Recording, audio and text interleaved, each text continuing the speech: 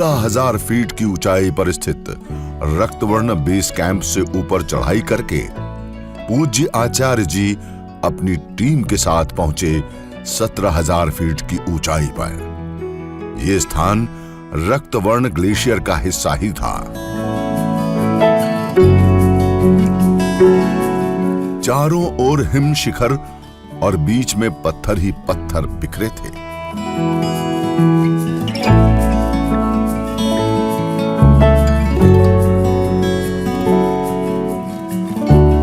इस स्थान पर समय व्यतीत करने की कल्पना मात्र से ही इंसान को काला पानी का स्मरण होना स्वाभाविक था।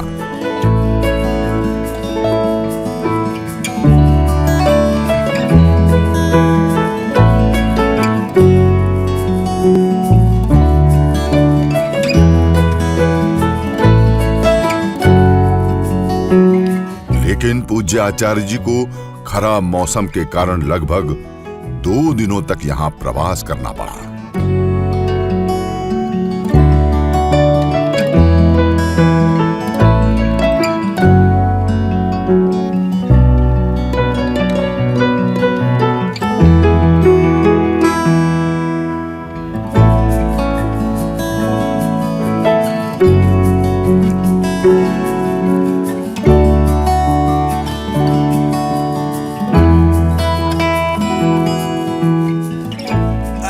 नाम अनारोहित को आरोहित करना ये सुगम काम तो है ही नहीं। बाहर का मौसम आप देख रहे हैं बड़ा आनंददायक है। चारों तरफ बिल्कुल बर्फ, इतना बढ़िया। सुबह सुबह बर्फ की बारिश हुई, स्नोफॉल हुआ तो बड़ा आनंद लिया। अब इसके बाद अब हम 1 आध घंटे के बाद आगे की यात्रा पर निकलने वाले हैं। पूरा आनंद है और इसी आनंद के साथ जो लक्ष्य है, गंतव्य है, वहां तक हम पहुंचेंगे, हमें पूरा विश्वास है।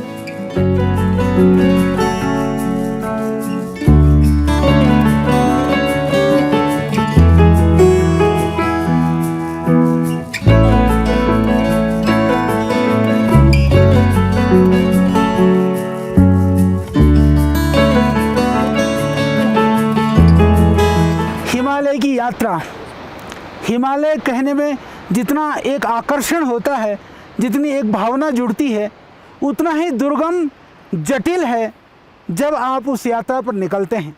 सुगम नहीं है पर उत्साह है, उमंग है, कुछ जानने के लिए, कुछ पाने के लिए, कुछ दृश्यों को समझने और देखने के लिए। मैं चाहूँगा कि डॉक्टर राजेश को कि ये इधर इसको नीचे को दिखाएं। बहुत गहरी खाई है और इस खाई को एक तरह से हमारे कर्नल साहब कहते हैं ये मौत का कुआं है। 18,000 फीट की ऊंचाई पर हम हैं और यहाँ से हमको आज लगभग 19,000 यानी कि 1,000 की हाइट पर हमको और जाना है। ये जो सामने का एरिया है इधर कोई गया नहीं, इसके बाद हम जाएंगे तो इसी तरह से हम यहाँ से फिर ग्लेशियर में प्रवेश करेंगे। उस ग्लेशियर को पार करके कभी कोई गया नहीं, जो पहला प्रयास है, ये हमारा एक तरह से ये जंक्शन पॉइंट है। यहाँ से जो लोग गए इधर गए, पर जो नहीं गए अब हम उधर जाएंगे। जो पूरी टीम इधर, कुछ कर्नल साहब हमारी टीम इधर खड़ी है जाने के लिए, कुछ हमारे बंधु हमारे आगे पहुँच चुके हैं।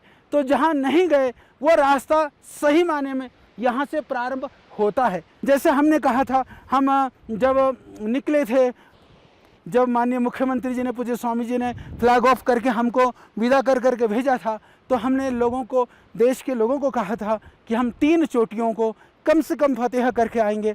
तो 3 चोटियों का मार्ग यहीं से जाता है जहाँ से पानी का स्रोत आ रहा है। तो यहाँ इन 3 चोटियों के लिए हमने मन में सोचा, क्योंकि ये हिमालय का पथ वस्तुतः ऋषि पथ है, इसीलिए ये ऋषियों का मार्ग है, ये ऋषियों की संस्कृति है, ये ऋषियों की प्रकृति है, ये ऋषियों की परंपरा है। तो ऋषि परंपरा, ऋषि संस्कृति, ऋषि पथ, ऋषियों का दर्शन, ऋषियों का इतिहास, ऋषियों की परंपरा, जो सनातन, आज जो सत्य सनातन वैदिक धर्म का जिसका हम अनुसरण करते हैं, वह सब उसे ऋषियों की देन तो है। यदि ऋषि महर्षि ना होते, हालांकि बहुत सारे ऋषियों के नाम पर बहुत सारी हिम पर्वतमालाओं के नाम रखे गए हैं, जैसे भृगु पर्वतमाला है, दूसरे सतोपंथ है, तपोवन है, आदि आदि, उसमें कई सारे ऋषियों के नाम भी हो सकते हैं। परंतु हमने सोचा कि जो हम जिन चोटियों पर चढ़ेंगे, यदि हम ऋषि की परंपरा की बात करें तो राष्ट्र के लिए जिनका योगदान है, जिन वीरों ने, शहीदों ने, क्रांतिकारियों ने, महापुरुषों ने राष्ट्र के लिए अपने आप को सर्वस्व आहूत किया, वो सभी राष्ट्र ऋषि के रूप में हम उनको स्मरण कर सकते हैं। तो वो सब ऋषि संज्ञ हैं, ऋषि के रूप में, राष्ट्र ऋषि के रूप में हम उनको स्मरण कर सकते हैं। तो हमने कहा कि उनको हम राष्ट्र ऋषि के रूप में, जो सबसे ऊंची पर्वतमाला होगी, अभी हम दिखाएंगे, यहाँ तो प्रवेश है, तो हमने कहा, हमने विचार किया, विचार करके कि उसका नाम हम राष्ट्र ऋषि के रूप में पूरी देश और दुनिया स्मरण करेगी। उसके बाद में उसके बराबर में दूसरी पर्वतमाला है जो कि थोड़ा ठीक से विराजमान है, हमारी योग की परंपरा। योग की परंपरा भगवान शिव से लेकर के, महर्षि पतंजलि से लेकर के, और वर्तमान युग में भी गुरु गोरक्षनाथ जी से लेकर के, भगवान श्री योगेश्वर कृष्ण से लेकर के, ये सारी हमारी योग की परंपराएं हैं। यदि भगवान कृष्ण ना होते, भगवद गीता हमको कहाँ से मिलती, हम संस्कृति कहाँ से जानते। यदि भगवान शंकर न होते, शंकर को तो पूरा हिमालय का प्रतीक माना जाता है, भगवान शंकर से लेकर के, योगेश्वर श्री कृष्ण से लेकर के, और भगवान पतंजलि से लेकर के, जितने भी अर्वाचीन प्राचीन योगी हुए, उन सब के स्मरण में हमने कहा दूसरी चोटी का नाम, उसका नाम होना चाहिए योग ऋषि हिम शिखर। तीसरी, फिर यदि हम जाने अपनी संस्कृति को, जब मानव रुग्ण होता है, जब बीमारियां होती हैं, जब व्याधियां आधियां आती हैं, तो बिना औषधि के, बिना जड़ी बूटियों के हमारे चरक सुश्रुत आदि की परंपरा ना होती, धन्वंतरी की परंपरा ना होती। उन ऋषि महर्षियों की देन है कि आज हम सगर्भ अपनी जड़ी बूटियाँ, औषधियों की परंपरा से हजारों हजारों वर्षों से न जाने हमारी कितनी पीढ़ियाँ, कितने हमारे लोग उससे उन्होंने नया जीवन पाया। कोरोना के काल में भी यदि आयुर्वेद ना होता, न जाने कितनों की जीवन से उनको हाथ धोना पड़ता। इसलिए वो सारे आयुर्वेद वाले जो ऋषि हैं, जिन्होंने उस परंपरा को हमें दिया, हम सब उन ऋषियों के ऋणी हैं। इसलिए हमने कहा तीसरे का नाम रखेंगे हम उसका आयुर्वेद ऋषि। और तीनों चोटियों के बीच में से जो पूरा का पूरा ग्लेशियर है, अभी आप देखेंगे, वो तो इसलिए हमने कहा कि जो बीच का पूरा पोर्शन है, जहाँ पर बर्फ़ ही बर्फ़ है, बर्फ़ का पूरा मैदान है।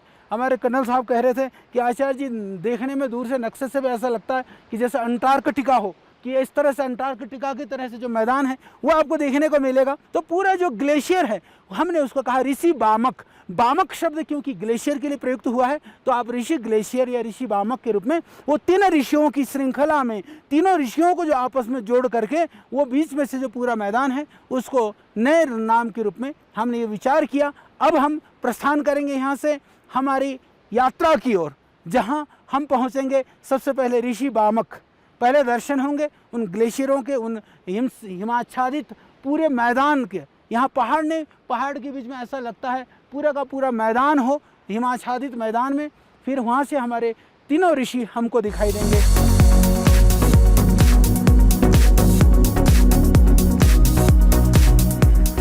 अभी आपने देखा कि कैसे पूज्य आचार्य जी कर्नल बिष्ट जी के मार्गदर्शन में सभी कठिनाइयों और दुर्गमता को पार करते हुए एक ऐसे स्थान पर पहुंचे जिसको उनके लक्ष्य का प्रवेश द्वार कहा जा सकता था।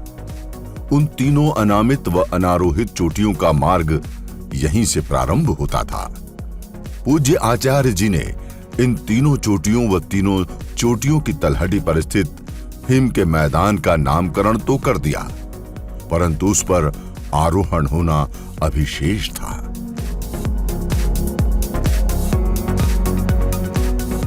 कई घंटों तक लगातार झरनों के किनारे किनारे चट्टानों पर चढ़ते उतरते पूज्य आचार्य जी अपनी टीम के साथ दुर्गम पहाड़ को पार करके दूसरी ओर पहुंचे।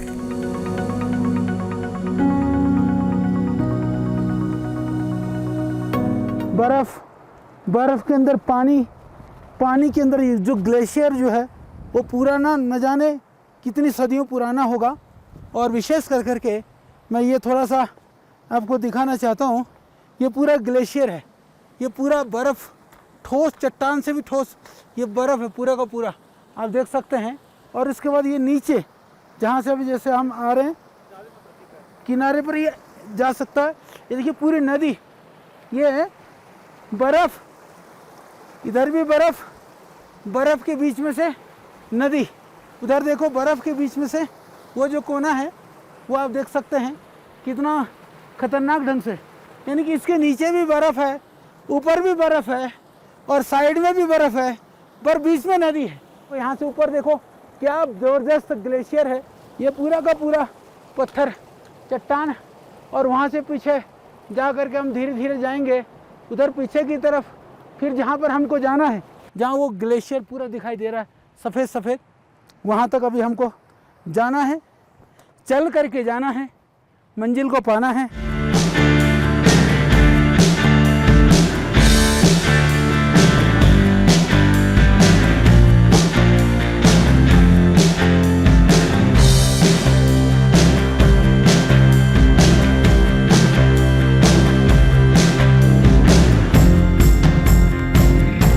कभी लोग गाना गाते थे कि आसमां नीचे आज मैं ऊपर। आज यह जो दृश्य देख कर के बड़ा आनंद आ रहा है। नीचे बर्फ़, बीच में नदी बह रही है, ऊपर भी नदी, आप देखो बर्फ़ में से भी पानी गिर रहा है और हम ग्लेशियर के ऊपर। नीचे खतरनाक ग्लेशियर, सदियों पुराना, न जाने कितने सदियाँ इसने देखी हैं, न जाने कितने इस सृष्टि के, इस प्रकृति के, मानव सभ्यता के ये साक्षी ये रहा है। यहाँ तक कभी कोई आया नहीं है, ये पहली बार ही मानव चरण यहाँ पर पड़े हैं और हमारा सौभाग्य है उन पहले कदम में हमें अपने आप को इस हिमालय की चोटी पर पा करके अपार प्रसन्नता है।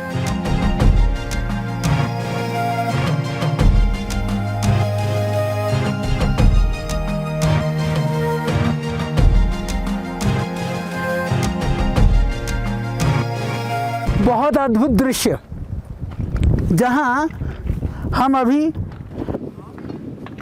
इसके तलहटी में पहुँचे हैं, जहाँ से कल हमको ये हिम श्रृंखला के ऊपर हमें गमन करना है। और जहाँ हम सामने देख पा रहे हैं, ये पूरे जो सामने जो ऊंची चोटी है अभी बादल से घिरी हुई है, जहाँ हमने संकल्पना की थी कि उस चोटी का नाम, उस शिखर का नाम राष्ट्र ऋषि के रूप में होगा। और उसके जस्ट आप देखेंगे इधर से बाईं तरफ, उसका नाम होगा योग ऋषि के रूप में।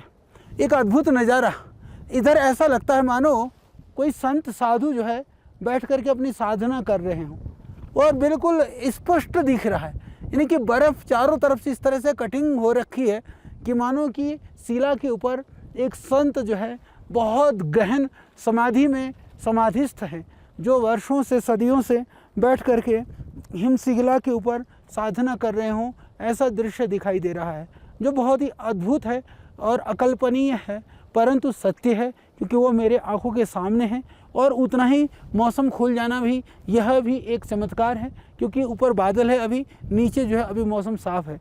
इसी तरह से उसके ठीक सामने आप देखेंगे कि यहाँ योग ऋषि की हमने बात की थी। योगी लोगों की जो गुफा है, एकदम गुफा, ऐसी गहरी गुफा मानो कि जहाँ पर योग ऋषि बैठ करके वहाँ तप कर रहे हों, साधना कर रहे हों। चारों तरफ बर्फ़ की कम से कम नहीं तो कई मीटर ऊंची परतें हैं, परंतु भी उसके बीच में आप देखिए एकदम खाली जगह है। यह हमने कभी देखा नहीं था, कभी हम आए नहीं थे। जब नीचे से हम निकले थे तब हमने संकल्प लिया था कि हम राष्ट्र के लिए, अपनी संस्कृति के लिए, परंपरा के लिए, तीनों जो हम हिम शिखर हैं, हिम चोटियाँ हैं, उनका हमारी ऋषि परंपरा के आधार पर ही हम नामकरण करेंगे। परंतु ज्यों ज्यों हम नज़दीक पहुंचते जा रहे हैं, त्यों त्यों हमारे उत्साह, उल्लास और अंदर से एक तरह की अलौकिक जो एक कल्पना है, अलौकिक दिव्य शक्ति का अनुभव है, अलौकिक एक ऋषियों की या दिव्य चेतनाओं की जो अनुभूति है वो और प्रगाढ़ होती जा रही है। ये दिव्य चेतना की अनुभूति ही तो है, हमको दिखाने के लिए, अनुभूति देने के लिए। अनुभूति अंतर में किया जाता है, परंतु उस अनुभूति को स्थूल रूप से भी हम महसूस तो करें, देखें तो सही। हे पुत्रों, तुम इस हिमशिख पर आए हो, एक संकल्प के साथ आए हो, तुम निरर्थक नहीं हो, कहीं न कहीं तुम अर्थवान होकर के ही आए हो, भाव के साथ आए हो। ये स्वयं हिमालय हमें दृष्टिगोचर करा रहा है। देवात्मा हिमालय यहाँ देवों की भूमि है, देवताओं की वास है, उस देववास में हम उसको अनुभव कर पा रहे हैं। आप देख सकते हैं कि इससे बड़ा और क्या प्रमाण हो सकता है। क्या हमको पहले पता था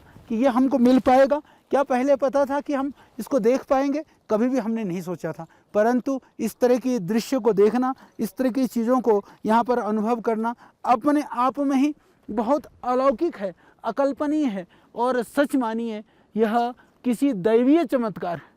क्योंकि कई बार हम कहते हैं कि ये मानसिकता, मनोदशा पर ही हम कल्पनाओं पर कई चीज़ों को गढ़ लेते हैं। यहाँ पर कल्पना पर गढ़ने की बात नहीं है, यहाँ तो प्रत्यक्ष है, यहाँ तो साक्षात्कार है। तो साक्षात्कार को हम कैसे नकार सकते हैं?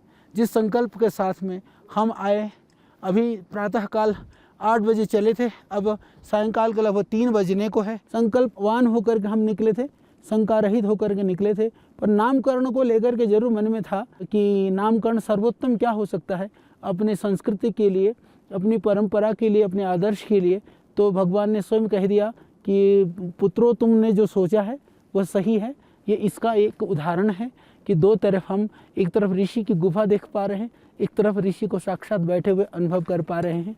तो इसीलिए यह संकल्प के अनुरूप परमात्मा की ओर से हमारे लिए प्रेरणा है और देश और दुनिया के लिए प्रेरणा है और संसार के लोगों के लिए भी कि यदि शुभ संकल्प हो, मन में भाव हो, तो परमात्मा आपको कभी न कभी किसी न किसी रूप में उसको उसकी प्रतीति करा ही देते हैं। उसकी यह प्रतीति है, अनुभूति है, अनुभूति नहीं, यह साक्षात्कार है। लोग कहते हैं ना कि भगवान को देखा, मुझको तो लगता है यह साक्षात स्वरूप है।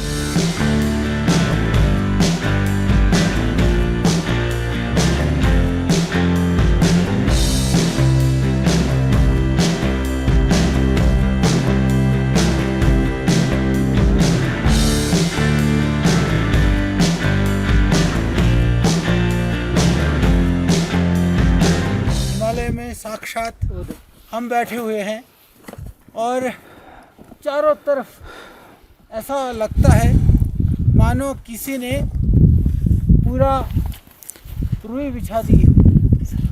यह हिम चादर जो है ये चारों तरफ एकदम किलोमीटर में ये फैला हुआ है और हम लोग यहाँ पर बहुत आनंद के साथ लगभग 22,500 के लगभग ऊंचाई में हमको जाना है। 22,500 भी कोई सीधा नहीं है, हमको कभी नीचे, कभी ऊपर, कभी बाएं, कभी आड़े, कभी तिरछे।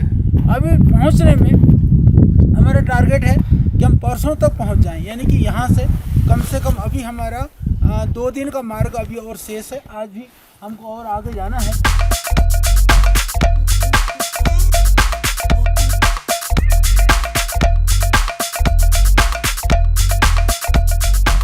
लगभग 18,000 फीट की ऊंचाई पर स्थित इस स्थान पर सिर्फ प्रकृति और परमात्मा का ही नियंत्रण था। किस पल मौसम करवट लेकर आपको कौन सा रूप दिखाए, ये कह पाना मुश्किल था। इस स्थान पर ठंडी व तेज हवाओं का शोर भी मन को विचलित करता सा प्रतीत होता था।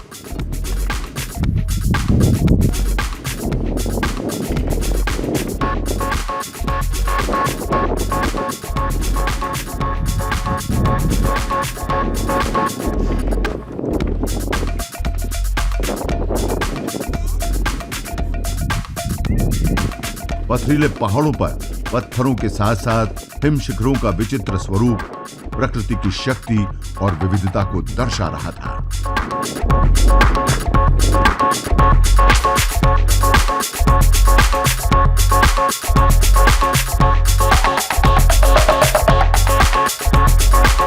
लगभग हम 1.5 घंटे से, यानी कि 1.5 किलोमीटर से ज़्यादा ग्लेशियर पार कर चुके हैं। तो बड़ा आनंद भी आ रहा है और हालत कैसी हो रही है, या तो बस अंदर का उत्साह जो है साहस को बनाए रखता है और आगे भी जो है इसी उत्साह और साहस से हम आगे बढ़ेंगे। तो अभी हमने कहा एक नज़ारा आपको ज़रा दिखा दें। ये बर्फ़ ही बर्फ़ है, ये देखिए, ये थोड़ा थोड़ा सदियों से भरा हुआ। और रात को हम इसी में सोएंगे, क्या आनंद होगा। अभी लग रहा है अपना जीवन निर्वहन के साधन। कल फिर ये सामने जो दिख रहा है ये हमारे ऋषि जी, हमारे गुफा जी और ऋषि जी के साथ हम आगे बढ़ेंगे जी। तो दुनिया का जो एक नया एक इतिहास तो ऐसे ही लिखा जाएगा जी। अभी तो टॉप में बादल है, कल हम इसमें चढ़ने का प्रयास करेंगे। ये कहाँ से चढ़ाई होगी ये पक्का अभी कुछ पता है नहीं, तो जहाँ से भी चढ़ेंगे पक्का।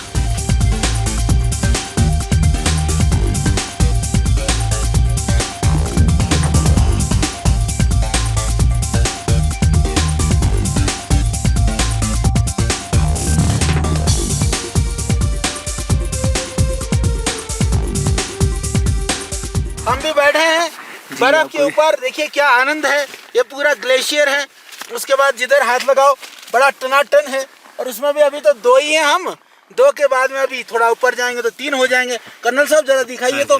देखो ये 5764 मीटर के ऊपर हम लोग अभी विराजमान है, लगभग 19,000 फुट में उसकी हाइट पर अभी हम बैठे हुए हैं। और ये जो है ये 19,000 22,000 होगा, 5700 जो है बढ़ करके 6300 के लगभग पहुंचेगा। ये पतंजलि की भी हमारा काम आ रहा, सब शक्ल तो ठीक है जैसे भी है। तो श्रद्धेय स्वामी जी का तप से निर्मित उत्पाद जो है वो शक्ति दे रहे। तो यहाँ जरा सा सबको दिखा तो दो हम कितना स्वाद ले रहे हैं, बाहर से भी जरा नज़ारे सबको दिखा दो कितना आनंददायक नज़ारे में हम बैठे हैं।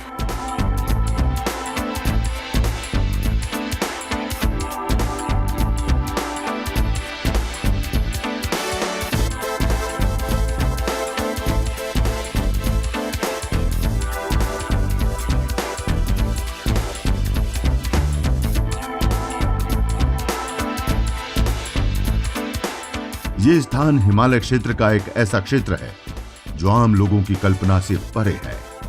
मानव जीवित अवस्था में स्वर्ग तो नहीं देख सकता, लेकिन इस स्थान के वातावरण और इसके दृश्यों को देखकर आपको स्वर्ग की अनुभूति जरूर हो जाएगी। इस स्थान पर पहुंचना हर हिमालय प्रेमी का सपना होता है।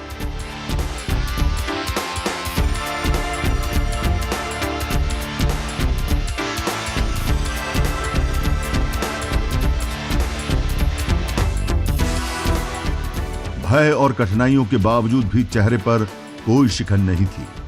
रोमांच से भरी पूरी टीम अपने लक्ष्य की तरफ बढ़ती जा रही थी।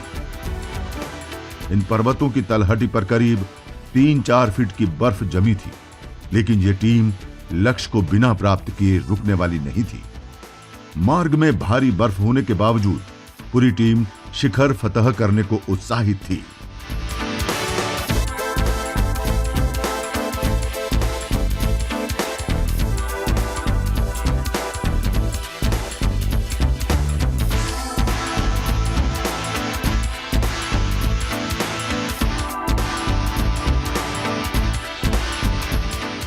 अभी हिमालय का अंटार्कटिका ये जो है ना बहुत सुंदर ग्लेशियर आप देख रहे हैं यहाँ पर, बहुत किलोमीटरों में ये फैला हुआ है। पर आज मौसम बहुत ही विचित्र हो रहा है, यानी कि ऐसा मौसम हो रहा है कि यहाँ पर अभी आप देख सकते हैं पूरा बादल या कोहरा कह सकते हैं पूरा ऊपर, और ग्लेशियर की बारिश भी हो रही है।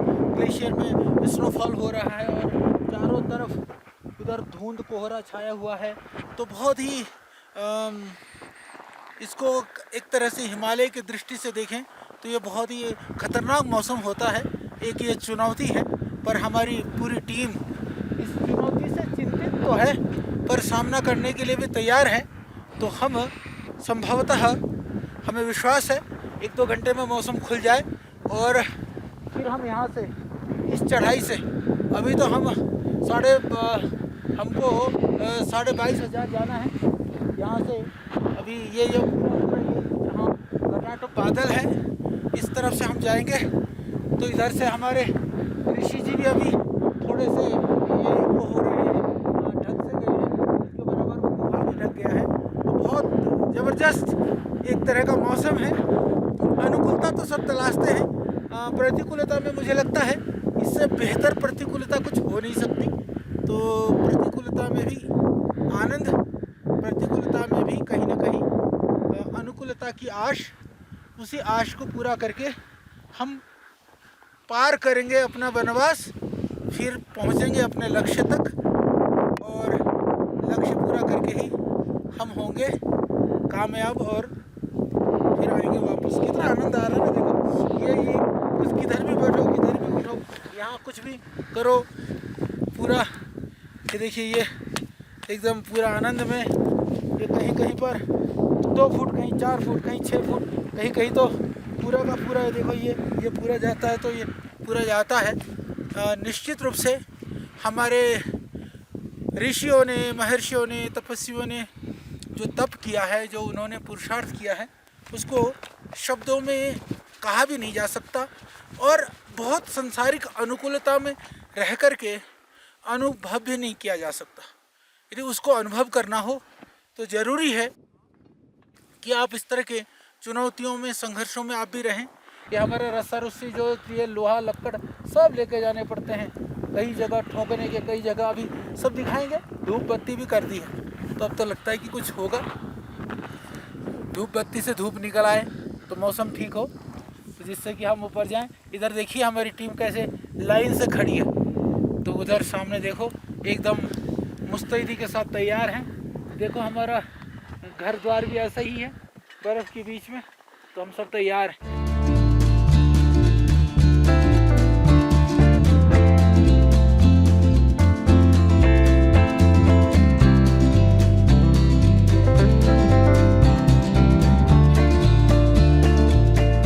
दूर से हमारी बाकी टीम के साथी लोग आ रहे हैं, उससे अंदाज़ा लग रहा होगा कि यहाँ से वैसे बताने से पता नहीं चलता कि ये जो हिमालय में ये बर्फ़ की जो चद्दर है वो कितनी बड़ी है, कितने किलोमीटर तक फैली हुई है। ऐसा लगता है कि ये तो छोटी सी होगी, पर वहाँ से नीचे से हमारी टीम, हम लोग भी कल वहीं से इसी तरह से चलते चलते हुए आए हैं। फिर यहाँ से उनके आने के बाद में हम लोग फिर इसके बाद प्रस्थान करेंगे। मौसम थोड़े से ठीक होने की हम प्रतीक्षा कर रहे हैं। मौसम अभी हमारी परीक्षा ले रहा है या फिर मौसम हमें प्रतीक्षा करा रहा है। या तो प्रतीक्षा करवाने की बात है या परीक्षा करवाने की, पर हम दोनों के लिए तैयार हैं। तैयारी पूरी है, पूरी ऊर्जा और पूरी ताकत के साथ हम हिमालय में अभी चढ़ने को तैयार हैं। चुनौतियों को हम बात करते हैं तो हम कहते हैं हिमालय जैसी चुनौतियाँ, तो शायद हिमालय से बड़ी कोई चुनौती होती नहीं है। तो उस चुनौती को पूरा करने के लिए हिमालय जैसी चुनौती कैसी होती है हमको नहीं पता, पर हिमालय की चुनौती को हमने अब उसका सामना करने का ठाना है और हम पूरी ताकत के साथ अब जा रहे हैं। तो ये साथी हैं जो हमको वहाँ साथ देने वाले हैं। ये इतना छोटा सा गैस के 2 बर्न है, पानी भी, क्योंकि अब ये बर्फ़ कोई इसी को पिघलाना है। अभी सुबह पिघला करके हमने काम चलाया है और उसी में से फिर पीना भी है, बाकी काम भी करना है। बाकी काम तो कुछ कुछ इसी से रगड़ देने से भी हो जाता है काम, बड़ा खुरदुरा सा और बड़ा ठंडा ठंडा सा लगता है। तो उसके बाद में ये सारे सामान हैं। मैं कर्नल साहब से कहूँगा कि ज़रा सा इसको बताइए किस किस तरह से हमारे सब काम आने वाले हैं। जैसे आचार्य जी ने बताया कि माउंट ट्रेनिंग हमेशा चैलेंजिंग रही है और सबसे बड़ा चैलेंज माउंट ट्रेनिंग के दौरान वेदर होता है। और अभी आप देख रहे हैं कि इसको हम कह सकते हैं कि बैड वेदर जो सबसे बड़ा चैलेंज हमारे सामने है। और उसी चैलेंज को ओवरकम करने के लिए कुछ हमारे जो माउंटेनिंग इक्विपमेंट है मैं आपको बताना चाहूँगा। जैसे ये हमारे स्नो स्टेक्स हैं, ये हमारी रोप फिक्सिंग की जान है। सारी रोप फिक्सिंग स्नो स्टेक्स के ऊपर होती है। I6 come hammer, polypropylene ropes, dynamic and static ropes यहाँ आप देख सकते हैं। और जब हमें वहाँ पर ऊपर चढ़ने के बाद, अभी तो यहाँ पर हम देख सकते हैं कि ये सॉफ्ट स्नो है, लेकिन ऊपर चढ़ने के बाद जब हमें आइस मिलेगी तो ये ट्यूबुलर आइस पिटन, यही हमारा स्नो स्टिक्स का काम करेंगे और हमारी रोप फिक्सिंग में मदद करेंगे। कैराबिनर आप देख सकते हैं। उसके अलावा जो दूसरे इक्विपमेंट है उसमें हमारा ब्यूटेन बर्नर आप देख रहे हैं, रोप उधर देख रहे हैं आप। तो इसको ठोकेंगे ना रस्ते हमने बर्फ के अंदर। इसको आचार्य जी स्क्रू टाइप है, तो इनको घुमा के जैसे हम स्क्रू पेज को टाइट करते हैं वैसे, तो जिस तरह से लकड़ी में पक्का हो जाता है, वैसे हार्ड आइस जो है वो पत्थर से भी ज़्यादा मजबूत है बिल्कुल आचार्य। कि इसमें फंस जाता है तो फिर पड़ने की कोई संभावना बिल्कुल आचार्य। नहीं जैसे हम पेज टाइट करते हैं लकड़ी पे या दीवार पे, उसी तरह इसको हम आइस के रहती। ऊपर टाइट करते हैं। ये भी ठोकेंगे हाँ जी आचार्य, जिनको ठोका जाता है, सॉफ्ट स्नो और हार्ड आइस जहाँ मिक्स होती है, हाँ। इसको ठोका जाता फिर है, ठोकर फिर आने के लिए तो निकाल के भी तो लाना होगा। निकालना पड़ता है आचार्य। हाँ, तो ये डबल काम है। ये जूते जो है ये साधारण वाले जूते नहीं है, और साधारण में तो चलने में भी अब हमको कई दिन से अभ्यास करा रहे हैं, और इसके नीचे वो लगता है वो कांटेदार क्रैम्पॉन्स और लगेंगे अभी तो बर्फ में चलने के लिए बिना क्रैम्पॉन्स के। एक जूते का वेट 2.5 से 3 किलो हो जाएगा। हाँ, ये तो हम तो 6-7 किलो तो पैर में टांग दिए इन्होंने, बाकी फिर जो है जाएंगे जैसे भी है।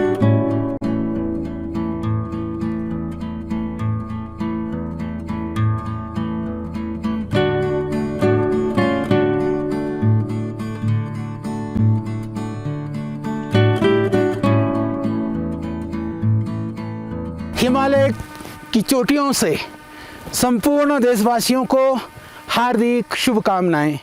लगभग हम पहुंच चुके हैं अपने मंजिल के करीब करीब। मंजिल दिखने में करीब दिखता है, मेरी बाईं ओर हमारी मंजिल है, परंतु जाना तो अभी कम से कम 10 घंटे की चढ़ाई हमें ऐसी बताई गई है। और उस 10 घंटे में भी हिमालय में चढ़ने के लिए जितनी तरह के सज्जो सामान की आवश्यकता है, उस सब को लेकर के तो ही हम चढ़ पाएंगे। कितना सुंदर यह बर्फ का रेगिस्तान है, या हम कहें कि इतनी बड़ी चद्दर भगवान ने यहाँ पर फैला रखी है कि चारों तरफ सफ़ेद चद्दर ही चद्दर दिखाई देती है। अभी चारों तरफ पूरा पहाड़ के अंदर बहुत सुंदर सुहावना दृश्य दिख रहा था, परंतु अभी थोड़ी बादल की वजह से वो आनंद हम आपको दिखा नहीं पा रहे हैं। हम भगवान से प्रार्थना करते हैं, सूर्य देवता इन बादलों को उड़ा करके ले जाओ फटाफट, जिससे ये सारे जो दृश्य है, जिस आनंद को हम महसूस कर रहे हैं, उसकी कुछ झलकियाँ सही हम दुनिया को दिखा सकें। आप देख सकते हैं पूरा पश्चिम उत्तर दक्षिण चारों तरफ यहाँ न दिशा का पता चल रहा है, न यहाँ कहीं ऐसा लगता है कि धरती में कहीं मिट्टी पत्थर कुछ है, बस बर्फ ही बर्फ है। एक तो देखो इस बर्फीले बर्फ के बीच में भी ये एक चट्टान, ये किस तरह से ये अपने अंदर बर्फ को समाहित नहीं कर रहा है। उसने बर्फ को कहा नहीं तू हट, जैसे हमने कहा कि नहीं, हम रात भर ऐसे बर्फ के नीचे दबे रहे। इधर देख सकते हैं आप कितना उसमें रहे, ये बिल्कुल उसमें से, तो ये दबने के बाद में भी उसमें से हम बाहर निकले। तो इसी तरह से आप देख सकते हैं ऊपर का जो नज़ारा है, उधर से कहीं कहीं पर सूर्योदय हो रहा है। ये बहुत ही सुंदर नज़ारा है। कल हमको मौसम ने साथ नहीं दिया, हम इसी बर्फ़ में ही रहे, क्योंकि हमको कल ही यहाँ से ऊपर की ओर, ज़्यादा ऊपर नहीं, लक्ष्य की तरफ प्रस्थान करना था, तो उस ऊपर की तरफ भी हम नहीं जा पाए। दिन भर हम मौसम की प्रतीक्षा करते रहे। हमें बताया गया कि इतने खतरनाक मौसम में चोटियों पर चढ़ना यह उचित नहीं होता है। तो जिस तरह से हमको इंस्ट्रक्शन दिया जाता है उसी के अनुसार हम चल रहे हैं। तो ये बहुत ही सुंदर, बहुत सुंदर दृश्य है, बहुत सुंदर अनुभूति है। ऑक्सीजन कम है, नींद भी नहीं आती है, श्वास भी, यदि आपको जूते भी पहनने हो, क्योंकि जूते पहनने पड़ते हैं स्पेशल वाले इनको पहनने के लिए, जिससे कि बर्फ़ में ये इसको पहनने के लिए इतना श्वास चढ़ जाता है कि इकट्ठे तो आप जूते भी नहीं पहन सकते। तो बड़ा अच्छा नज़ारा है। और सुबह सुबह जब आपको अपने नित्य कर्म के लिए जाना हो, तब तो कहना ही क्या, क्या स्वाद आता है, क्या आनंद आता है। बर्फ़ सब जल का काम भी बर्फ़ कर देता है, हर चीज़ का आनंद है। पानी को थोड़ा सा गर्म कर दो, छोटा छोटा पानी गर्म करने का साधन है। मैं आज वो भी दिखाना चाहता हूँ कि जिससे कि पानी मिल जाए, बर्फ़ को पिघला करके काम चलाते। तो ये देखिए भाई लोग इधर अंदर दुबके पड़े, ये है ये गैस का छोटा सा ये बर्फ़ पिघला रहे हैं। आप देखो ये बर्फ़ नहीं दिख रहा ऊपर, ये बर्फ़ आधा पिघला हुआ है और आधा अभी जो है पानी खदक भी रहा है, अभी पूरा पिघला भी नहीं है। तो इसी से अपन काम चला लेते हैं। यही हमारा पीने के लिए पानी का जुगाड़ है। और हमको नहीं पता कि कर्नल साहब गैस होने से पहले किस तरह से पानी गर्म पीते थे, स्टोव ले जाते थे मिट्टी के तेल का। हाँ, तो ये पानी के लिए और कोई जुगाड़ नहीं, बाकी तो सब कुछ थोड़ा बहुत साधन अपना लेकर के आए हैं, तो वो उसी साधन से चला रहे हैं। तो थोड़ा सा मैं चाहता हूँ मौसम और अच्छा हो जाएगा तो यहाँ के सुहाना दृश्य से फिर मैं आपको रूबरू कराऊँ।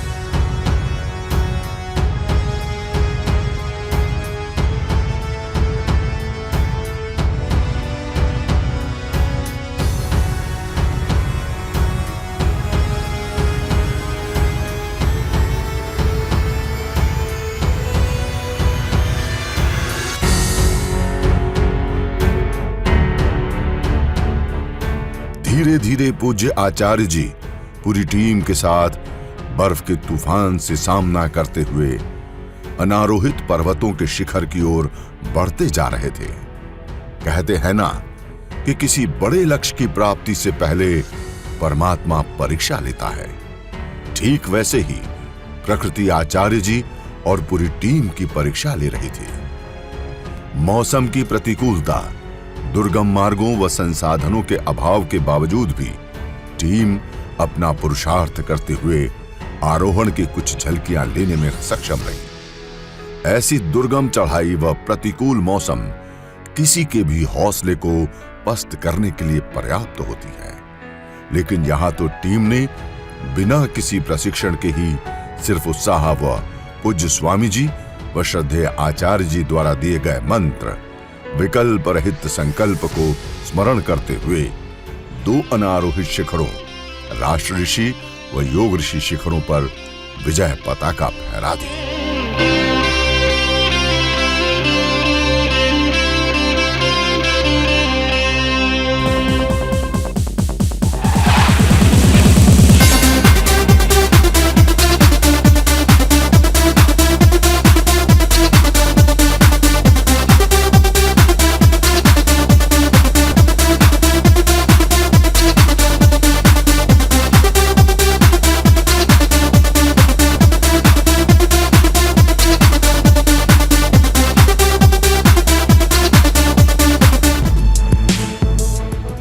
राष्ट्र ऋषि व योग ऋषि हिम शिखरों के सफल आरोहण के बाद पूज्य आचार्य जी व कर्नल अमित बिष्ट जी ने तीसरे अनारोहित हिम शिखर आयुर्वेद ऋषि पर भी अपना विजय परचम फहराया।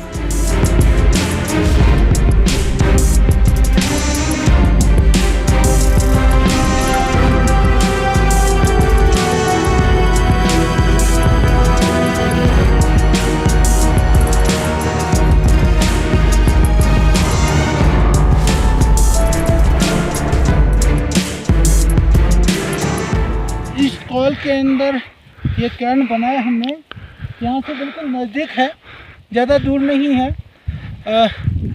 जो हमारा आयुर्वेद ऋषि जो है, परंतु अभी इतना मौसम ख़राब है, कहीं पर भी कुछ भी दिखता नहीं है। और दूसरी बात है, यहाँ पर क्योंकि परमानेंट ग्लेशियर नहीं है और अभी ग्लेशियर की वजह से मौसम इतना ख़राब है, इसलिए बिल्कुल हमने इसके जड़ तक पहुंच करके और ये पूरा एक निशान देते हुए हम यहाँ से अब नीचे की तरफ उतर रहे हैं, क्योंकि यहाँ पर बहुत चारों ओर भयानक बर्फबारी हो रही है, स्नोफॉल हो रहा है। और हमने एक तरह से अपनी आयुर्वेद ऋषि लक्ष्य को पा लिया है। दोनों तरफ देखिए कितने खतरनाक, इधर जो है आयुर्वेद ऋषि के बाईं तरफ देखें तो श्वेत वर्ण ग्लेशियर है, श्वेत वर्ण जिसको बामक बोलते हैं। यहाँ पर यदि दाईं तरफ देखें तो यह ऋषि ग्लेशियर यानी ऋषि बामक, यह ऋषि जो है ये बामक है। ये पूरा का पूरा आप देख रहे हैं चारों तरफ एकदम हम हिमालय और हिमालय में हम में हिमालय।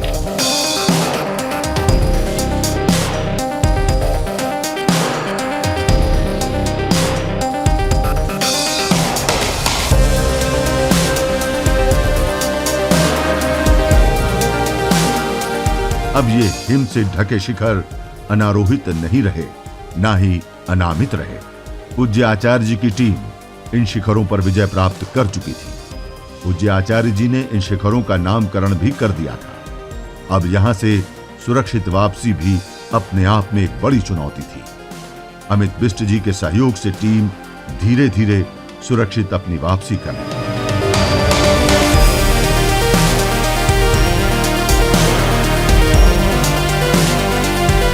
इस पूरे ज्वाइंट एक्सपीडिशन में आचार्य बालकिशन जी के अंडर हमने ये एक्सपीडिशन किया और पूरे एक्सपीडिशन के दौरान हमने पतंजलि के प्रोडक्ट का यूज़ किया और बहुत ही ज़्यादा एनर्जेटिक फील किया पूरे एक्सपीडिशन में। जैसे गुआवा जूस तो हमने पूरे एक्सपीडिशन के दौरान आप मानिए 6000 मीटर की ऊंचाई पर है, मतलब समवेयर 20,000। अभी भी 20,000 फुट से ऊंचाई पर हैं। हमने कहा मौसम बहुत सुहावना है। मैंने कहा कर्नल साहब पतंजलि के भव्यता ऋषि, जब हमने नाम भी धर दिया योग ऋषि, राष्ट्र ऋषि, पतंजलि तो महान ऋषि थे।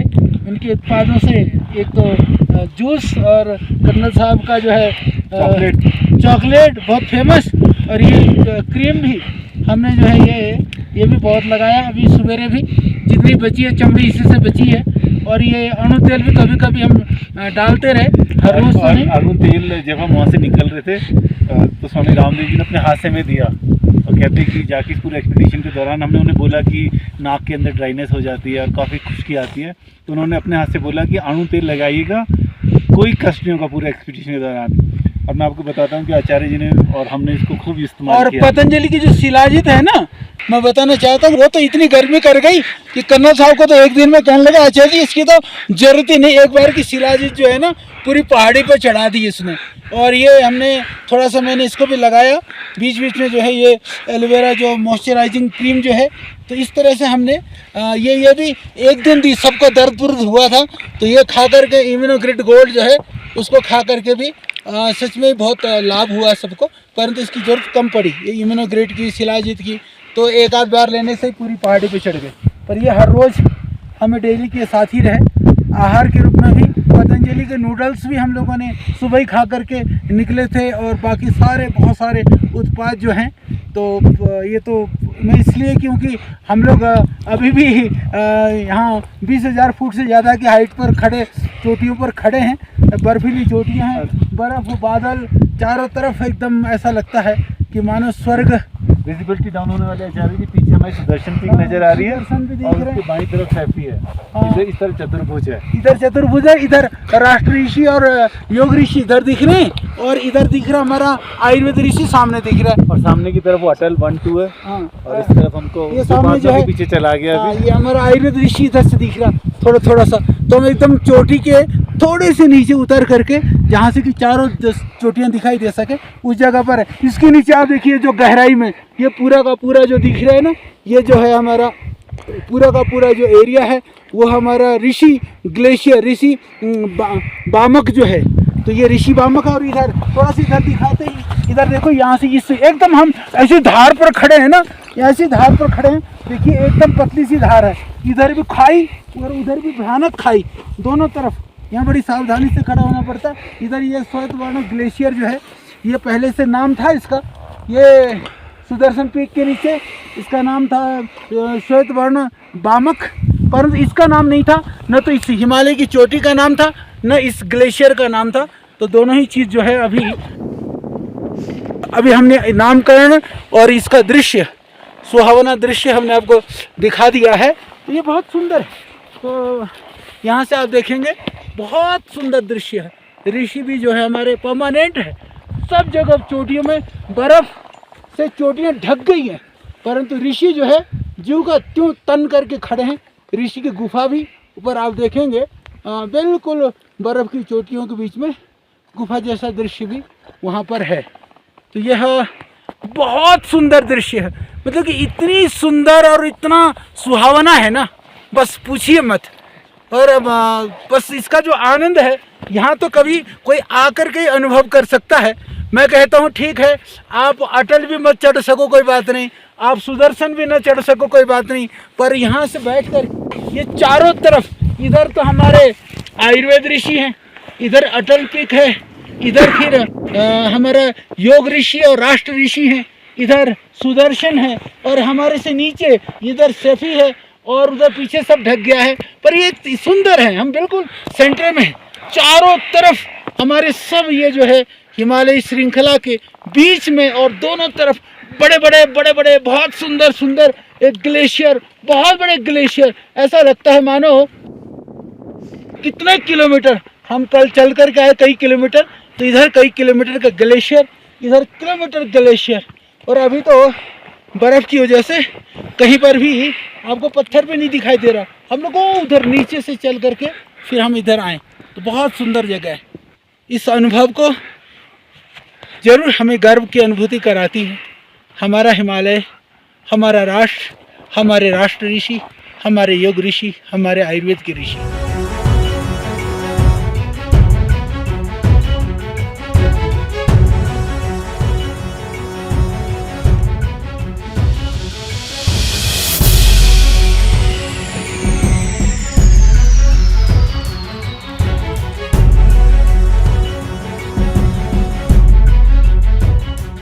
आचार्य जी, वो उनके साथ आरोहण को गए वैज्ञानिक बिना किसी पूर्व प्रशिक्षण के लक्ष्य को प्राप्त किया।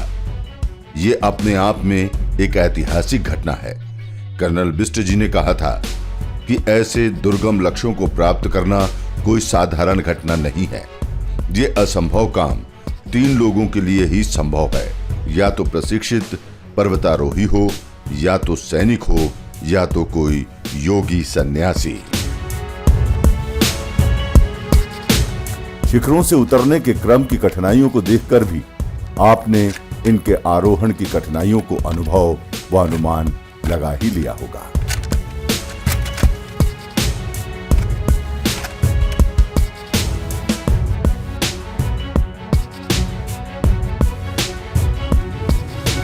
उतर रहे हिमालय से चढ़ाई चढ़ करके, यहाँ वीडियो बनाना, फोटो खींचना, ये भी अपने आप में एक महारत का काम है।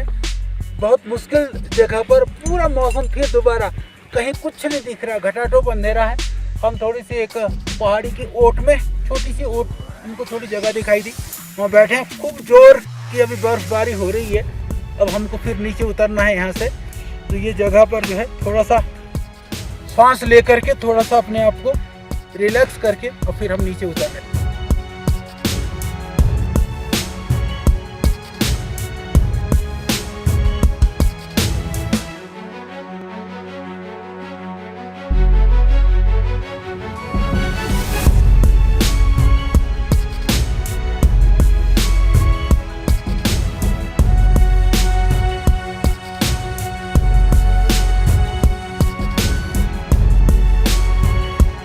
कुछ बादलें और भयानक तूफान और ये जो बर्फबारी है आप देख सकते हैं, होने के बाद में किसी तरह से हमारी टीम और हम लोग 2 जगह पर पहुंचने में सफल रहे। एक, जैसे मैंने बताया कि नज़दीक से हमने प्रणाम कर कर के वहीं तक भी पहुंच गए थे। उसके बाद वहां से उतर करके अपने जो जहां पर बेस कैंप हमने बनाया था, उस समिट कैंप, वहाँ से हो करके अब हम लोग समिट कैंप से अब नीचे आ रहे हैं। आप देख सकते हैं कि जब हम लोग परसों जब गए थे, परसों और कल 2 रात्रि हमने इसी बर्फ़ के अंदर गुजारी है। और आज अब हम अभी सायंकाल भी होने को है। हालत शकल सब हिमालय में तपे हुए तपस्वी की तरह से लाल पीला काला जैसा भी होता है, सब इकट्ठे ही हो चुका है। और वहाँ से निकलते हुए हम आ रहे हैं। ये बस हमने आपको दिखा दें कि ये जहाँ चल रहे हैं, ये भी एक जना आगे आगे रास्ता बनाते हुए जा रहे हैं, तब बन पा रहे, नहीं तो आप देख सकते हैं कि कितना हम 2-2 फीट 4-4 फीट इसमें धंस रहे हैं पूरा। और कहीं कहीं पर तो ऐसे दरारें हैं कि इन दरारों में जाना खतरे से खाली नहीं।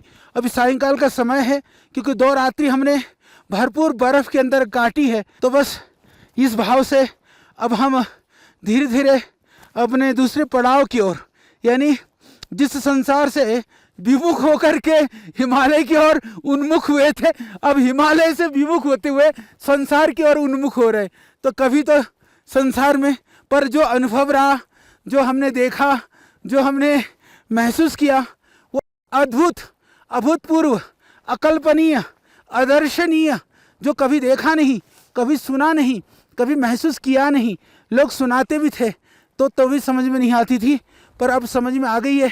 क्योंकि आप देख सकते हैं मेरे ऋषि में अभी थोड़े से बादल हैं, पर ऋषि की गुफा मेरी ज्यों की त्यों है। इसके यदि मैं देखूं तो मेरे जो है ये हमारे आयुर्वेद महर्षि, ऐसे सारे महर्षि, इतने चोंच हैं इसके अंदर, इस आयुर्वेद महर्षि वाली जो हमारी हिम चोटी में।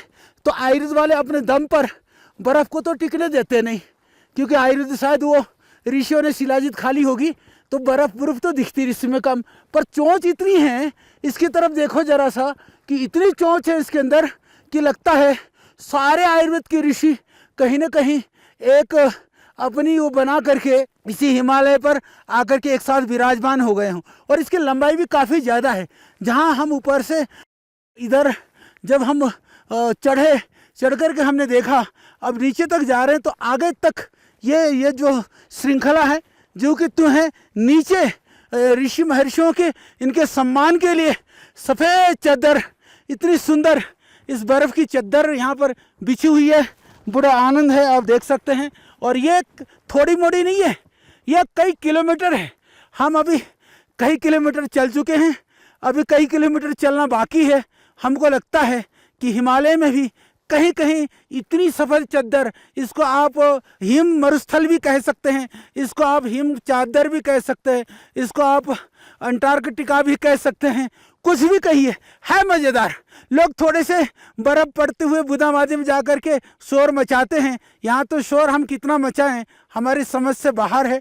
पर हाँ, ये मज़ेदार बात यह है कि ये जो आयुर्वेद महर्षि के पीछे भी, क्योंकि श्वेतवर्ण ग्लेशियर है तो दोनों तरफ ऐसा लगता बड़ी सी चद्दर में सारे आयुर्वेद के महर्षि इकट्ठे बैठ गए हों। तो यहाँ अभी अंधेरा भी होने को है, हमें अभी और जाना है।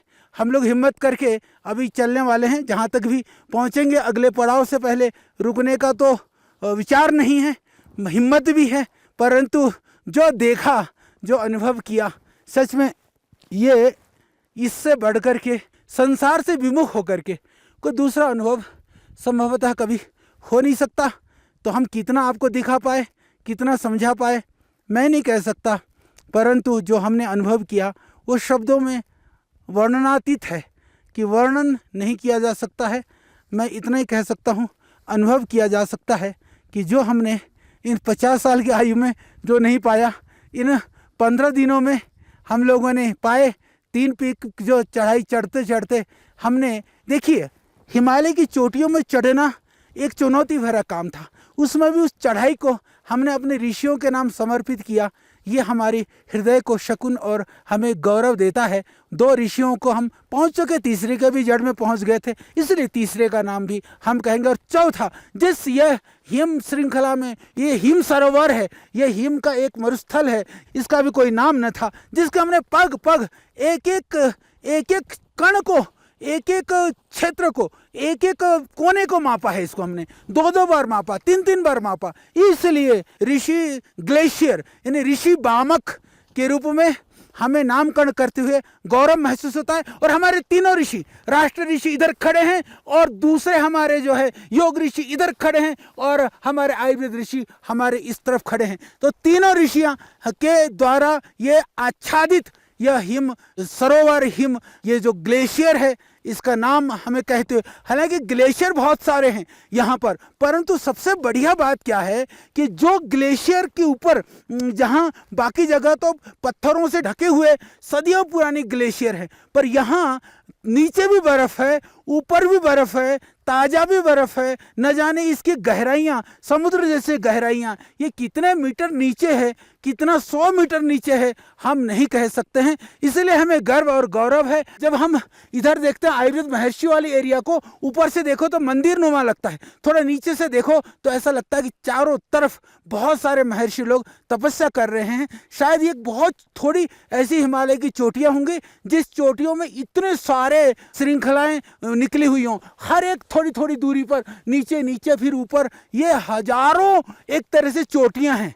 उस चोटी में जो आयुर्वेद महर्षि जो चोटी है, जो आयुर्वेद महर्षि जो हमारी हिम श्रृंखला है, उसके अंदर इतनी चोटियां हैं, इतने उसके अंदर छोटी बड़ी, ऐसा लगता है मानो ऋषि लोग तप कर रहे हैं, जो अन्यत्र प्रायः ऐसा देखने में कम ही मिलता है।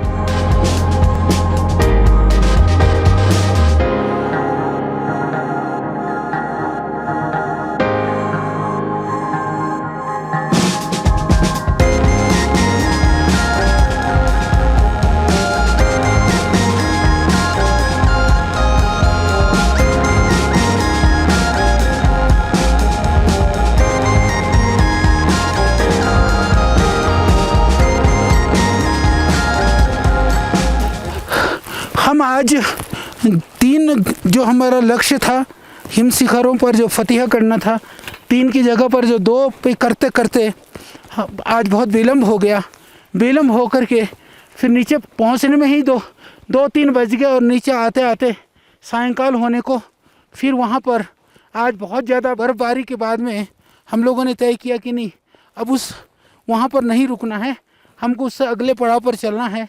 तो फिर हम अभी अंधेरा होने को है, अभी तो और टाइम लगेगा पहुंचने में, पर हम पूरी हिम्मत के साथ में, पूरी मुस्तैदी के साथ में अब अगले पड़ाव की ओर, आप देख रहे हैं पूरा उधर से पूरा हिम शिखरों में ही अभी चले जा रहे हैं जितना भी समय लगे। पर क्योंकि अभी रात 2 रात्रि हमने ये ग्लेशियर में काटी है, बर्फ़ में ही हम रात को हमने विश्राम किया है। आज एक तो बहुत थकान, ऊपर पहुंच करके उतरने का, और दूसरी चीज़ ठंडक, भयानक जो ठंड है, उस ठंड के चलते अब हमने हिम्मत करते हुए हमने सोचा कि अब हम वहाँ नहीं रुकेंगे, उससे अगले पड़ाव पर हम थोड़ी सी तैयारी करेंगे। मेरे साथ कर्नल साहब भी हैं, ओ पीछे लाइट जल रही है, हमारे कुछ भाई बंधु पीछे से भी आ रहे हैं। तो हम सारे लोग अपना सारा सामान उठा करके अब हम धीरे धीरे नीचे जा रहे हैं। और यहाँ पर जो कुछ ख़तरनाक चीज़ भी मैं आपको बताना चाहता हूँ, ये इतना सेफ़ नहीं है। ग्लेशियर में कहीं कहीं पर बड़े बड़े गड्ढे से भी हैं, उसको जो है सावधानी से रखना पड़ता है।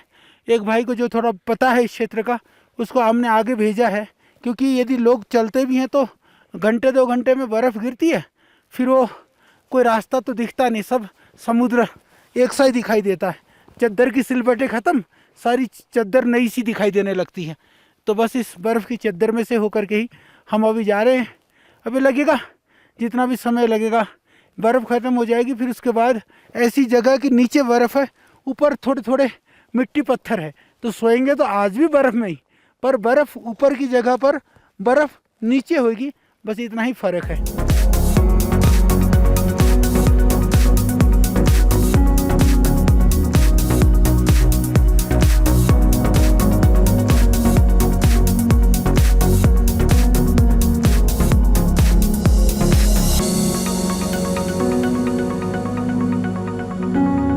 जो ग्लेशियर का महासमुद्र था,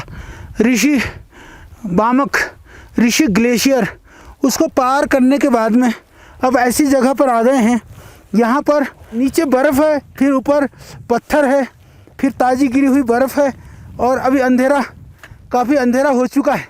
फिर भी हम पूरा हिम्मत कर रहे हैं, क्योंकि अभी इसमें बीच में रुकने के कोई वो भी नहीं है। उधर पहाड़ से देखो तो ऊपर की तरफ पूरा पत्थर गिरने की संभावना है, घड़ी घड़ी पत्थर गिरते रहते हैं। और उधर जाएं तो वो खाई है, और पूरा का पूरा वहाँ पर ग्लेशियर है, और उसके बीच बीच में पानी भी है। तो हमारे पास एक ही विकल्प है कि अपने गंतव्य तक पहुँचें हर हालत में। और पीछे से भी आप देख रहे हैं हमारी टीम आ रही है, लाइट लगा करके धीरे धीरे, जिस तरह से भी, क्योंकि हम थोड़ा पहले आ गए, वो कैंप को बंद करके जो टेंट है उसको समेट करके सामान को उठा करके लेकर के भाई लोग आ रहे हैं। तो यह एक दृश्य है, क्योंकि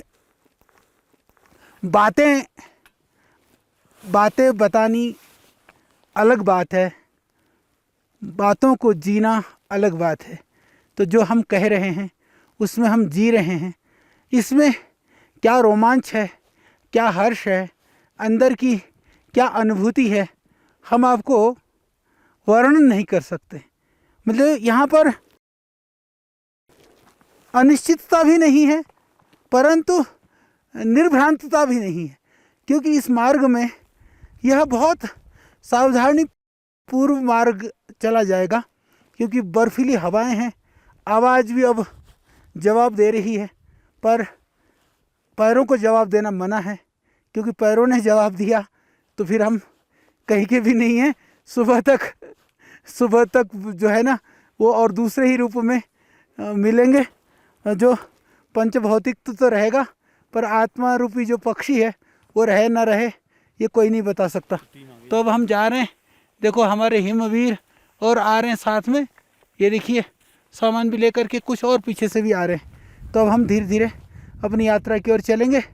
तो हमने 2 फतेह कर दिया, 1 लगभग फतेह करके अपने लक्ष्य को पूरा करके अब हम आगे बढ़ रहे हैं। तो हर्ष है, प्रसन्नता है, तो हर्ष है तो कष्ट भी क्या कष्ट है।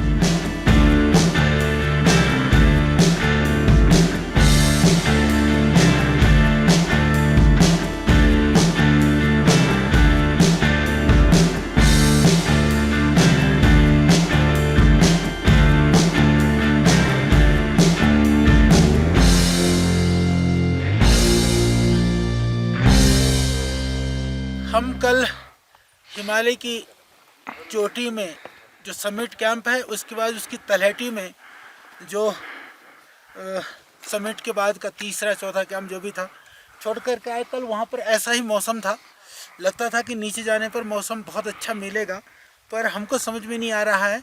हम तो हिमालय को छोड़ रहे हैं, हिमालय ही हमको नहीं छोड़ रहा है। जितना जितना नीचे जा रहे हैं उतने उतने हिमालय हमारे साथ में। आप देख सकते हैं कितना भयानक मौसम है। अब हम यहाँ से अभी नीचे जाने की और तैयारी कर रहे हैं। अभी देखते हैं कहाँ तो ऐसा मौसम मिलेगा। तो हम तो अभी हिमालय छोड़ करके जा रहे हैं। देख पा रहे, ये देखिए हिमालय साथ साथ चारों तरफ कुछ भी नहीं दिख रहा है। आज जैसे कहते हैं ना 100% मौसम खराब होना, या ऐसा मौसम है। तो हम लोग तैयार हैं, कर्नल साहब तैयार हैं, हमारी जो टीम देखिए किस तरह से अपने तैयारी कर रही। रात को जहाँ विश्राम किया, देखो हमारे तंबू, ये तो 10-15 बार हमने अभी बर्फ़ झाड़ने के बाद ये हालत है, बिल्कुल बर्फ़ के नीचे एकदम पूरी जी जान से। जैसे कहते हैं कि भगवान ने सोचा कि इनको पूरा आनंद दे दो, तो कोई कसर छोड़ नहीं रखी प्रकृति ने। सामने भी ये तपोवन वगैरह सब उसका जो भाग है पूरा, उसके ऊपर कुछ भी पता नहीं चल रहा। सूर्य का तो कुछ नामो निशान है ही नहीं कि कहाँ पर सूर्य देव छिप गए हैं, या इधर सामने कुछ लगता है कहीं इधर पहुँच गए हों। तो बस यही था कि हिमालय का जो आनंद है, प्रकृति ने भी ठाना है कि ये शायद दोबारा कब आएंगे पता नहीं, पर इस बार तो कोई कोर कसर छोड़ना है ही नहीं। ये हमारी जाने की तैयारी हो रही है कि हमको कैसे सामान को सब जितना रात्रि विश्राम किया अब उसको पैक कर रहे हैं। सब भाई लोग लगे हुए हैं, एक एक सामान चीज़ कोई भी ना छूटे। इवन जो पन्नी और कचरा भी होता है, हम कुछ भी छोटी चीज़ को भी नहीं छोड़ते हैं। तो लाने का कष्ट तो ही है, ले जाना भी सब पूरा सामान को लेके जाना पड़ता है। जो सामान ख़त्म हो जाता है जब हम थोड़ा बहुत, ये देखिए हमारी ये रसोई, छोटी सी रसोई की देखो इसको। तो यहाँ से ये अभी सब पैक करके यहाँ से जाएंगे। खाने को तो ज़्यादा कुछ था नहीं, पतंजलि के नूडल्स खा कर गए और थोड़े चावल उबाल करके दाल बना करके इन्होंने कुछ खाए। तो अब ये इस तरह से इसको साफ़ करते हुए, झाड़ते हुए, बांधते हुए, समेटते हुए अब हम वापस की ओर जाएंगे।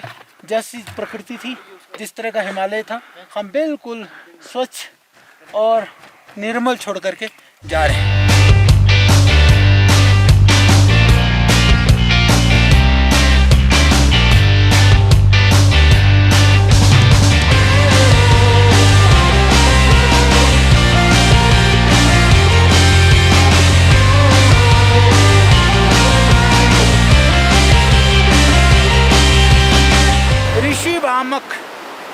ऋषि ग्लेशियर, उसका हमने अब उसको एक तरह से उससे विदा लेते हुए, प्रणाम करते हुए अब हम वहाँ पहुँचे हैं। ये पूरा ऋषि पामक जो ऋषि ग्लेशियर है, उसका लगभग यह अंतिम छोर है। अभी तक हम या तो पूरा ऊपर बर्फीली चोटियाँ थी, बर्फ़ से ढकी हुई धरती थी, या फिर धरती के ऊपर तो पत्थर थे परंतु नीचे बर्फ़ से ढका हुआ था, पूरा ग्लेशियर था। तो ये ऋषि ग्लेशियर का अंतिम छोर है, जहाँ आप देख सकते हैं इसके नीचे से पानी किस तरह से सुंदर ढंग से अब नदी बन करके, यानी ये ऋषि नदी, ऋषि ग्लेशियर अब यहाँ ऋषि नदी होकर के ये बह रही है। कल कल आवाज़ आ रही है। यहाँ से थोड़ा सा आप देखेंगे आगे जा कर के, ये नदी बहुत दूर तक नहीं गई है। ये नदी यहाँ से उतरती है, एक बहुत ज़बरदस्त वहाँ पर गहराई है, खाई है, जो हमने चढ़ते समय इसका रिकॉर्डिंग करते हुए आपको दिखाया था। तो उसके बाद में जो दिख रहा है वो रक्तवर्ण ग्लेशियर है। उसके बाद में सीधा सीधा सा जो उसके साथ साथ में जो जाता है रक्तवर्ण ग्लेशियर है।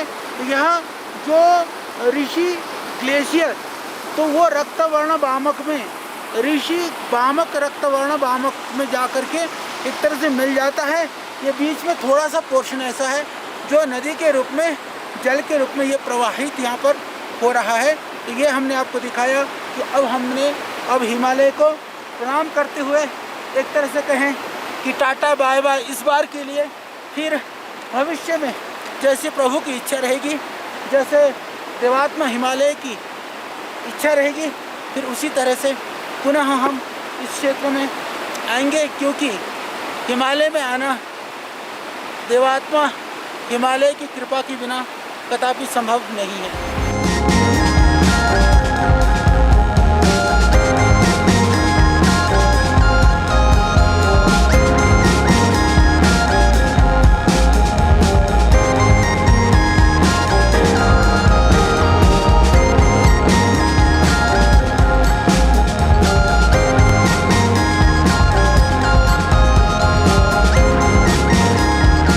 5-7 दिन पहले जब हम यहाँ से ऊपर गए थे तो ये पूरा ग्लेशियर गोमुख का ये जो का तो एकदम सीना तान कर करके एकदम चट्टान की तरह से खड़ा था। परंतु आज हम देख रहे हैं अभी अंधेरा हो चुका है, हम अभी लौट करके आ रहे थे और अभी कोहरा भी हो रहा है। हमारे पास कोई बहुत स्पेशल कैमरा भी नहीं है, पर हमारा मन बहुत गर्वित हो उठा। इतना पूरा ग्लेशियर ये गिर चुका है और पूरा स्रोत उससे काफ़ी इधर आ चुका है। इधर भी पूरा पानी का स्रोत, और अभी भी देख रहे हैं अभी भी यहाँ पर वो ग्लेशियर गिरने की आवाज़ आ रही है। तो ग्लेशियर जो है टूट टूट करके गिर रहा है सच में। जो हम लोग ये देखिए बड़ी जोर जोर की सारी अभी तक इतनी दिख रही है, वहाँ से यहाँ तक न जाने ये अगले साल या कुछ समय बाद हम आएंगे ये और कहाँ होगी। पहले जब हम आते थे तो रक्तवर्ण नदी ग्लेशियर का स्रोत और ये स्रोत एक ही हुआ करता था करीबन 15-20 वर्ष पहले। तो ये बहुत ही पीड़ादायक स्थिति है, मन भी द्रवित होता है। अभी तो सायंकाल हो चुका, अभी बारिश भी हो रही है, ठंड भी है, और अभी हमको भी भोजबासा भी पहुंचना है। पर हमने सोचा कि ये दृश्य तो बहुत ही हृदय को द्रवित करने वाला है, तो हम सबका पावन कर्तव्य है। माँ गंगा से हमारी संस्कृति है, गंगा ही नहीं रहेगी तो संस्कृति कहाँ बचेगी। इसीलिए यह लोक के कल्याण के लिए और पारलौकिक आनंद के लिए, और जिन लोगों का सीधे तौर पर संस्कार, संस्कृति और गंगा से जिनका रोज़गार जुड़ा हुआ है, उन लोगों को भी ज़्यादा ध्यान देने की आवश्यकता है। बाकी भगवान सबका मंगल विधान करें। हम अपनी यात्रा एक चरम तक पूरा कर करके लौट करके अब पुनः माँ गंगा के चरणों में गोमुख पहुँच गए हैं।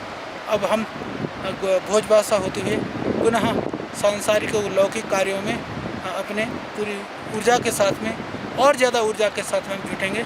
आप सबको मेरा प्रणाम।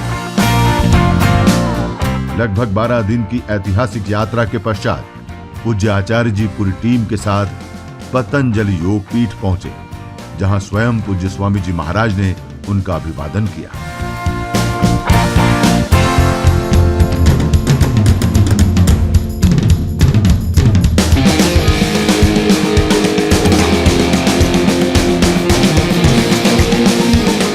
पतंजलि संस्थान के सभी सदस्यों ने विश्वविद्यालय के भव्य ऑडिटोरियम में पूज्य आचार्य जी का स्वागत किया।